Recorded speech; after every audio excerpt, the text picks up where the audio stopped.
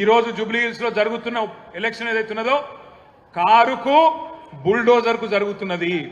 Car ఇక్కడ మాగంటి సునీతమ్మ రూపంలో మీ ముంగట్టున్నది, బుల్డోజరు కాంగ్రెస్ అభ్యర్థి రూపంలో మీ ముంగట్టున్నది. మరి మీ ఇంటికి రేపు ఎలక్షన్ తర్వాత కారు రావాలన్నా బుల్డోజర్ రావాలన్నా మీరే ఆలోచన చేసుకోండి. మరి కారు రావాలంటే బ్రహ్మాండంగా కేసీఆర్ పెట్టిన అభ్యర్థి గెలవాలి, గోపన్న ఆశయాలు నెరవేరాలంటే మాగంటి సునీతమ్మ గెలవాలి. ఇక మరి కాదు మా ఇల్లు కూలగొట్టేందుకు మేమే లైసెన్స్ ఇస్తాం, వాడు హైదరాబాద్ రావాలి, వాడు వచ్చి ఇల్లు కూలగొట్టాలి అంటే మరి ఈ శివమ్మ పాపిరెడ్డి నగర్ కానీ, ఎస్పీఆర్ హిల్స్ కానీ, రేమత్ నగర్ కానీ, బోరబండ కానీ, యూసఫ్గూడ కానీ, షేక్పేట్ల కానీ బస్తీలలో ఉండే మా ఆడబిడ్డలు యాది పెట్టుకోవాలి. మోసపోతే గోసపడతారు. ఇలా రాష్ట్రం అంతా బాధపడుతున్నారు రైతులు, రాష్ట్రం అంతా బాధపడుతున్నారు మహిళలు. వాళ్ళందరూ చూస్తున్నది జూబ్లీహిల్స్ దిక్కే చూస్తున్నారు. మీరు జూబ్లీహిల్స్ గట్టిగా కడుపులకెళ్ళి గుద్దితే రాష్ట్రంలో ప్రతి మహిళకు 2,500 రూపాయలు వస్తాయి. మీరు కడుపులకెళ్ళి కాంగ్రెస్ ను గట్టిగా గుద్దితే ప్రతి ముసలవ్వకు ప్రతి ముసలయ్యకు 4,000 రూపాయల పెన్షన్ వస్తుంది. అందుకే రాష్ట్రం అంతటా మీ దిక్కు చూస్తున్నారు. జూబ్లీహిల్స్ ఏం తీర్పిస్తుంది, మోసకారి కాంగ్రెస్ కు బుద్ధి చెప్తుందా లేదా అని మీ దిక్కే చూస్తా ఉన్నారు. ఉద్యోగాల కోసం మోసపోయిన మా తమ్ముళ్ళు మా చెల్లెళ్ళు మొదటి సంవత్సరమే 2 లక్షల ఉద్యోగాలు ఇస్తామని చెప్పారు. మరి ఆ 2 లక్షల ఉద్యోగాలల్లో కనీసం ఇవాళ 5% కూడా రేవంత్ రెడ్డి ప్రభుత్వం ఇయ్యలే. కనీసం 10,000 ఉద్యోగాలు కూడా మొదటి సంవత్సరంలో ఇస్తామని చెప్పి ఇయ్యకుండా మోసం చేసిండ్రు. ఆ మోసపోయిన తమ్ముళ్ళు మోసపోయిన చెల్లెళ్ళు మొత్తం జూబ్లీహిల్స్ దిక్కు చూస్తున్నారు. మా అన్నలు మా అక్కలు మా చెల్లెళ్ళు మా తమ్ముళ్ళు మా కోసం నిలబడతారా లేదా అని చెప్పి మోసపోయిన తమ్ముళ్ళు ఎదురు చూస్తా ఉన్నారు. ఆటో డ్రైవర్ల నుంచి బస్సు డ్రైవర్ల దాకా అందరూ మీ దిక్కు చూస్తున్నారు. ఇక్కడ ఎవరైనా ఆటో డ్రైవర్లు ఉన్నారా? ఉంటే జర చేయలేవట్టు. ఇగో మా ఆటో అన్నల కుటుంబాలు ఇక్కడ ఉన్నాయి. వాళ్ళందరూ యాద పెట్టుకోవాలి ఏ రకంగా మీకు మోసం చేసిండ్రు.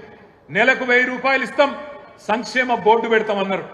ఇది ఎలక్షన్, 5 సంవత్సరాల కోసం వచ్చే ఎలక్షన్. దేనికి వస్తుంది? మన భవిష్యత్తు కానీ, రాష్ట్రం కానీ, నియోజకవర్గం కానీ, మన ప్రాంతం యొక్క అభివృద్ధి కోసం మనం ఒక మంచి నాయకుని ఎన్నుకోవాలని ఎలక్షన్స్ 5 ఏళ్ళకి ఒకసారి వస్తుంది. ఇది మన అందరి జీవితాలకు ముడిపడినటువంటి విషయం. సో ఇక్కడ సింపతి పైన ఓట్లు అడగడం అనేది కరెక్ట్ కాదు. బీఆర్ఎస్ పార్టీ గతంలో 10 సంవత్సరాల వాళ్ళ పరిపాలనలో జూబ్లీహిల్స్ నియోజకవర్గాన్ని కానీ జూబ్లీహిల్స్ ప్రజలకు కానీ ఏం చేసింది అనేది చెప్పుకొని ఓట్లు అడగమనండి. సింపతి మీద అంటే మనందరి భవిష్యత్తుకు సంబంధించినటువంటి విషయం.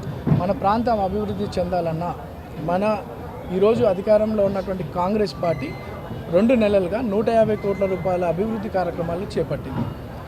అనేక సంక్షేమ పథకాలు, సన్న బియ్యం కావచ్చు, వైట్ రేషన్ కార్డు దాదాపు 15,000 కుటుంబాలకు అందించింది. సో మా కాంగ్రెస్ పార్టీ తరఫున అభివృద్ధి కార్యక్రమాలు, అభివృద్ధి మా లక్ష్యంగా మేము ప్రజల్లోకి వెళ్తాం. వాళ్ళ సింపతి మీద వస్తే మేమేం చేయలేం. కానీ జనాలందరూ కూడా ఫిక్స్ అయినారు, మాకు అభివృద్ధి కావాలా, రేవంత్ అన్న పరిపాలన కావాలని కాంగ్రెస్ని గెలిపించుకుంటామని చెప్తున్నారు. అంటే ఇంతకుముందు ఇండిపెండెంట్ ఉండే, ఇప్పుడు కాంగ్రెస్ అనే ఒక ఆయుధాన్ని పెట్టుకున్నారు కదా, ఆ ఆయుధంతో ఎట్లా పని చేయబోతున్నారు? ఎట్లా ఆయుధం అంటే కాంగ్రెస్ పార్టీ ఆయుధమ్మా అంటున్నారు. వాళ్ళు అంటున్నారు, నువ్వు అంటున్నావు ఆయుధం అని. ఇది పార్టీ బ్రదర్. ఇంతకుముందు అంటే నాకు అవకాశం రాలేదు కాబట్టి నేను స్వతంత్ర అభ్యర్థి పోటీ చేస్తాను. ఇది ఒక నేషనల్ పార్టీ.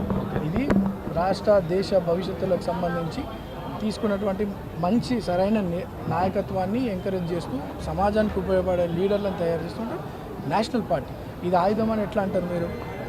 సో ఈ నేషనల్ పార్టీ ద్వారా ఈ అవకాశం కల్పించింది కాబట్టి పార్టీ పెద్దలకు కూడా మా ప్రాంత ప్రజలందరూ కూడా ఢిల్లీ వాళ్ళు మా గల్లీ పిల్లోని గురించి ఆలోచించారని చెప్పి ఢిల్లీ వాళ్ళ మీద కూడా అత్యంత గౌరవం మా ప్రాంత ప్రజల్లో పెరిగింది. ఢిల్లీ వాళ్ళే మా గల్లీ పిల్లోని గురించి ఆలోచించేటప్పుడు మా గల్లీ వాళ్ళు మా ఊరిని ఎన్నుకోకపోతే ఇక మా పొరపాటు అవుతుందని చెప్పి ప్రజలు చాలా ఆలోచిస్తున్నారు అట్లా కూడా. సో ఈరోజు వాళ్ళే గెలిపించే సమయం ఇది. 100% మీరు హైయెస్ట్ మెజార్టీతో కాంగ్రెస్ గెలవబోతుంది ఈ నియోజకవర్గంలో. తప్పకుండా తొందరలో చూస్తారు. Right brother.